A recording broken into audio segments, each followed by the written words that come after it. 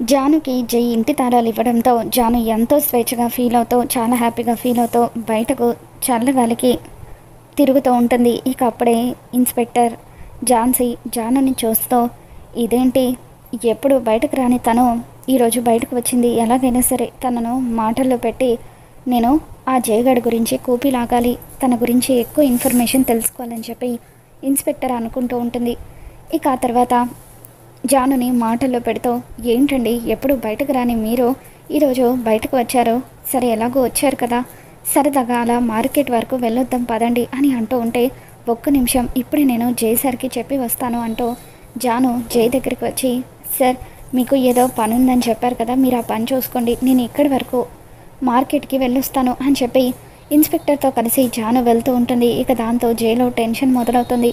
తనేంటి జానుని బయటకు తీసుకువెళ్తుంది, కొంప తీసి నా గురించి కూపి లాగడానికైతే కాదు కదా, ఎందుకైనా మంచిది నా జాగ్రత్తలో నేను ఉండాలి, వీళ్ళను సీక్రెట్గా ఫాలో అవ్వాలి అని చెప్పి జై అనుకుంటాడు. అలా హెల్మెట్ పెట్టుకొని జాను వాళ్ళు బయటకు వెళ్ళిపోగానే బైక్ మీద జై తన ఫేస్ కనిపించకుండా జాను వాళ్ళను ఫాలో అవుతూ మార్కెట్ వరకు వెళ్తాడు.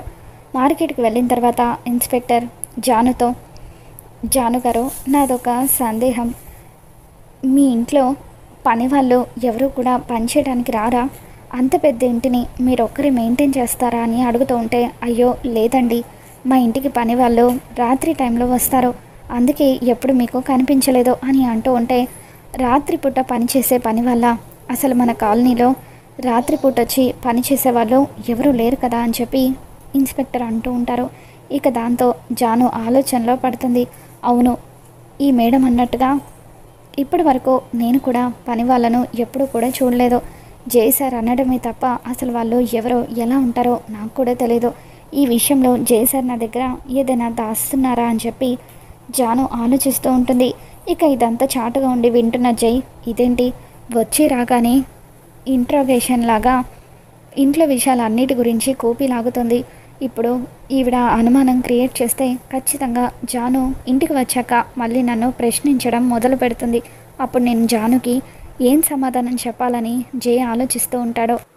మరోవైపు తులసి మామయ్య గారికి ఆ 10 లక్షలు ఇచ్చే వరకు నేను నా పుట్టింట్లోనే ఉంటాను అని చెప్పి సిద్ధుకి చెప్పడంతో, ఇక అప్పుడు సిద్ధు, చూడు తులసి, ఆ 10 లక్షలు మా నాన్నకి ఇవ్వడం నీ బాధ్యత అయితే నీ భర్తగా అది నా బాధ్యత కూడా, మనం ఇద్దరం ఇప్పుడు వేరు వేరు కాదు ఒకటే, మా నాన్న నిన్ను లోపలికి ఎలా రానివ్వడో నేను చూస్తాను, పద తులసి అంటూ, అక్క తులసి జీవితం గురించి ఇప్పుడు మీరేమీ బాధపడద్దు, తన బాధ్యత నాది, తనకి ఎటువంటి కష్టం రాకుండా నేను చూసుకుంటాను అని చెప్పి సిద్ధు తులసిని ఇంటికి తీసుకువెళ్తూ ఉంటాడు.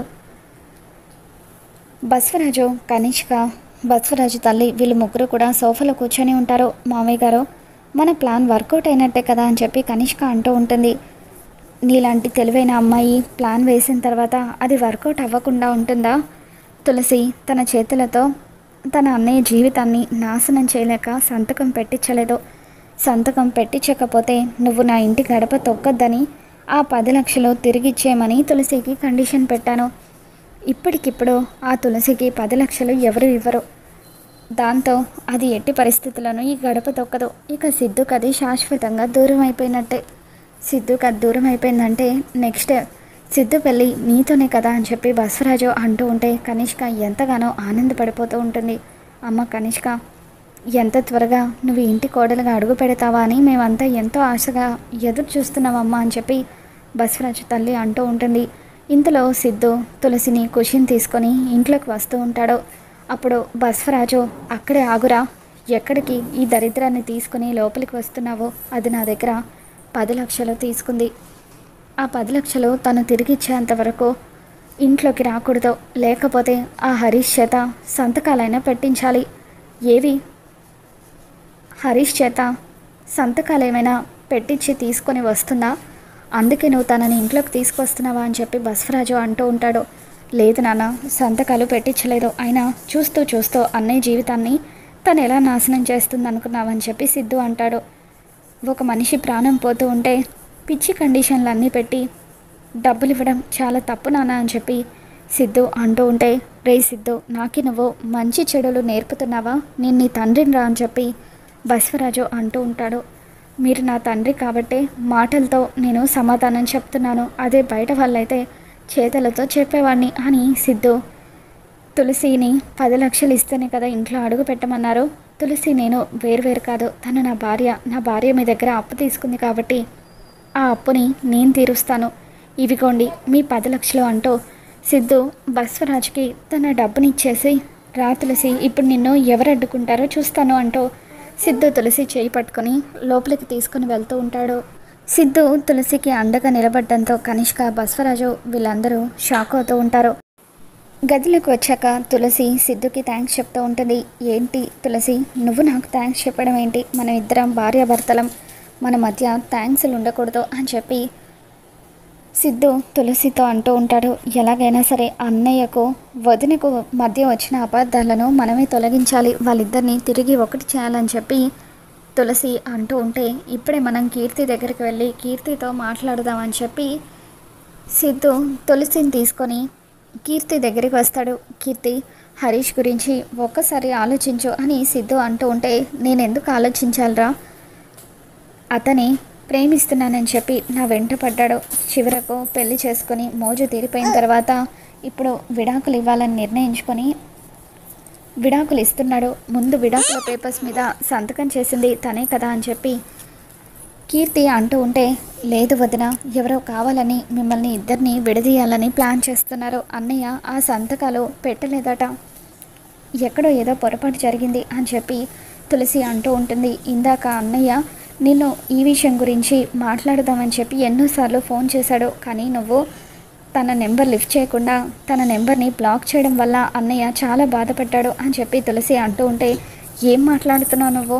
నేను హరీష్ నెంబర్ని బ్లాక్ చేయడం ఏంటి అని చెప్పి కీర్తి అంటూ ఉంటుంది. ఉదయం నుండి నా ఫోన్ నా దగ్గరే ఉంది, నాకు అసలు హరీష్ ఫోనే చేయలేదు అని చెప్పి కీర్తి అంటూ ఉంటే, ఒక్కసారి నీ ఫోన్ చెక్ చేసుకో కీర్తి అని చెప్పి సిద్ధు అంటూ ఉంటాడు. కీర్తి తన ఫోన్ని చెక్ చేసుకుంటుంది. హరీష్ నెంబర్ బ్లాక్ లిస్ట్లో ఉండడంతో, ఇదేంటి హరీష్ నెంబర్ బ్లాక్ లిస్ట్లో ఉంది, అసలు నేను బ్లాక్ లిస్ట్లో పెట్టనే లేదు, ఎలా జరిగింది అని చెప్పి కీర్తి ఒక్కసారిగా షాక్ అవుతూ ఉంటే, ఇక అప్పుడు కనిష్క ఏదో స్పామ్ కాల్ అని చెప్పిన విషయాన్ని కీర్తి గుర్తు చేసుకుంటుంది. మధ్యాహ్నం నేను ఫోన్ ఛార్జింగ్ పెట్టినప్పుడు నాకు ఒక కాల్ వచ్చింది, ఎవరా కాల్ అని చెప్పి కనిష్కను అడిగాను, స్పామ్ కాల్ అని చెప్పింది, తనే హరీష్ నెంబర్ని బ్లాక్ లిస్ట్లో పెట్టుంటుంది అని అంటూ ఉంటే, అవును కీర్తి, ఇదంతా ఆ కనిష్క పని, ముందు నువ్వు ఆ కనిష్కను దూరం పెట్టు, లేకపోతే తన వల్ల నీ జీవితమే నాశనం అవుతుంది అని చెప్పి సిద్ధు, ఒక్కసారి నువ్వు బావతో మాట్లాడి చూడు, మీ మధ్య ఉన్న మనస్పర్ధలన్నీ కూడా తొలగిపోతాయి, రేపే హరీష్ నువ్వు ఇద్దరు గుడిలో కలుసుకునే ఏర్పాట్లు చేస్తాను అని చెప్పి సిద్ధు కీర్తికి చెప్తూ ఉంటాడు. ఇక తర్వాత రోజు ఉదయాన్నే హరీష్ని గుడికి రమ్మని చెప్పి తులసి హరీష్ని గుడికి పిలుస్తుంది. కీర్తి కూడా గుడికి వస్తుంది. అలా వాళ్ళిద్దరూ ఏకాంతంగా మాట్లాడుకుంటూ ఉంటారు. నువ్వు ముందు విడాకుల పేపర్స్ మీద సంతకం చేయబట్టే నేను కూడా విడాకులు ఇస్తానన్నాను అని కీర్తి అంటూ ఉంటే, లేదు కీర్తి, ఆ సంతకాలు నేను చేయలేదు, నీకు నేను విడాకులు ఇవ్వాలని ఎప్పుడూ కూడా అనుకోలేదు బేబీ, నువ్వు నా ప్రాణానివి, నిన్ను దూరం చేసుకోవాలని నేనెందుకు అనుకుంటాను, ఎక్కడో ఏదో మోసం జరుగుతుందని చెప్పి హరీష్ అంటూ ఉంటాడు. ఇక దాంతో సిద్ధు కలుగు చేసుకొని, అవును బావా, ఇదంతా ఎవరో ప్లాన్ ప్రకారం చేస్తున్నారు, ఒకటి మాత్రం నిజం, మీ ఇద్దరికి ఒకరి మీద ఒకరికి ప్రేమ అలాగే ఉంది, మీరిద్దరూ స్ట్రాంగ్గా ఉంటే అప్పుడు మిమ్మల్ని ఎవరు కూడా విడదీయలేరు అని చెప్పి అంటూ ఉంటే, అప్పుడు కీర్తి, ఇదంతా ఆ కనిష్క పని అని నాకు అర్థమైంది, ఇప్పుడే నేను లగేజ్ సర్దుకొని మన ఇంటికి వచ్చేస్తాను హరీష్, నిన్ను బాధ పెట్టినందుకు సారీ అని కీర్తి అంటూ ఉంటే, నేను కూడా తొందరపడి నిన్ను ఎన్నో మాటలు అన్నాను, సారీ బేబీ అంటూ హరీష్ కూడా కీర్తికి సారీ చెప్తూ ఉంటాడు. అలా ఇద్దరు ఒకరికొకరు సారీ చెప్పుకొని హగ్ చేసుకొని కలిసిపోవడంతో సిద్ధు తులసి ఇద్దరు ఎంతగానో ఆనందపడిపోతూ ఉంటారు. కీర్తి ఇంటికి వచ్చిన తర్వాత, ఏంటి కీర్తి, ఎక్కడికి వెళ్ళావో, ఆ తులసి నిన్ను మాయ చేసి హరీష్ని కలవటానికి కానీ తీసుకువెళ్ళిందా ఏంటి అని అంటూ ఉంటే, ఒక్కసారిగా కనిష్క చెంప పగలకొడతావు, అసలు ఇదంతా నీ వల్లే జరిగింది, నాకు హరీష్ దూరం అయ్యే పరిస్థితి ఏర్పడిందంటే అదంతా నీ వల్లే కదా అని చెప్పి హరీష్ నెంబర్ని నువ్వే కదా బ్లాక్ లిస్ట్లో పెట్టిందంటూ కీర్తి కనిష్కకు బుద్ధి చెప్తూ ఉంటుంది. నేను ఇకపై ఇక్కడ ఉండాలనుకోవడం లేదు, నా అత్తింటికి వెళ్ళిపోతున్నానంటూ కీర్తి తన లగేజ్ తీసుకొని అత్తారింటికి వెళ్ళిపోతూ ఉంటే ఇక అప్పుడు కీర్తి కనిష్కకు బుద్ధి చెప్పడంతో కనిష్క సిద్ధు వైపు తులసి వైపు కోపంగా చూస్తూ ఉంటుంది. మరి రాబోతున్న ఎపిసోడ్లో ఏం జరగబోతుందో మళ్ళీ మన ఛానల్లో తెలుసుకుందాం. ఈ వీడియో మీకు నచ్చినట్లయితే తప్పకుండా లైక్ చేయండి.